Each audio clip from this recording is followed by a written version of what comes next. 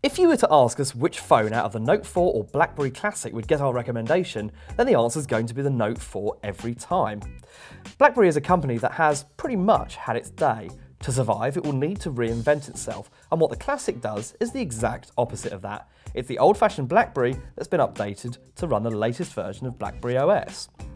Of course, there are plenty of things to enjoy about the BlackBerry. It's well made and feels solid. Sadly, it's also exceptionally hefty, so it's not a great device if you need something lightweight. The Note 4, on the other hand, has a weight to it, but it's not over the top, and you get a massive 5.7-inch screen to make it worthwhile. The screen on the Classic is just 3.5 inches and is square. You may well have a preference on the look and UI of the operating system too. BlackBerry is familiar to many, and there will be those who really like it. Android on the Note has been customised by Samsung, and it's good and has a distinctive look. Even though it's not yet running Lollipop, the Note has been visually designed to make it conform to the new material design. A huge improvement, we have to say. In terms of extra features, the BlackBerry has little to commend it beyond its security. Even so, the Note 4 has Samsung's Knox security software, which allows you to set up a sandbox for your work email and apps that's kept away from your personal stuff and has much greater security. This might be something of a copy of the BlackBerry model, but it's proving popular with enterprise users. The good thing about BlackBerry 10, which the Classic runs, is that it can run Android apps. A deal has been done with Amazon, which allows you to download both free and paid-for programs from its store. The problem is, many of them don't work brilliantly. The Classic has an unusual screen ratio, which means that some apps don't run their best on it. It's a good way of beefing up app support, but it needs developers to make their apps work on the screens of BlackBerry devices. The big plus point for the BlackBerry though has to be that physical keyboard.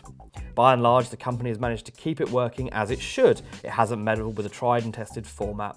There are no longer Android phones with physical keyboards, so if you need this feature, then the BlackBerry is the only choice. Another issue for the Classic though is that it's quite badly underpowered. It's running a chipset from 2012, while the Note 4 has a bang-up-to-date Snapdragon 805. Storage on the BlackBerry is 16 gigs on board, while the Note has 32.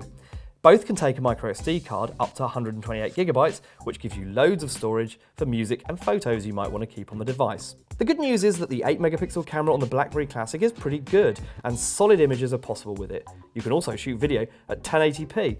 The Note 4, on the other hand, has some of the best experience with photography you can have on a smartphone, and it can shoot video at up to 4K, which obviously blows the BlackBerry out of the water. These are, of course, two entirely different devices. The problem for BlackBerry is that as Android becomes more acceptable for business use, and Samsung is pushing forward with Knox and other features like the fingerprint scanner, there are few good reasons to opt for a BlackBerry. The Classic isn't a bad phone, but head-to-head against the Note 4, it quite simply loses every time, unless you absolutely must have the physical keyboard. If that's the case, then enjoy the BlackBerry because it's one of the few devices that can offer that feature, and it remains a usable piece of equipment.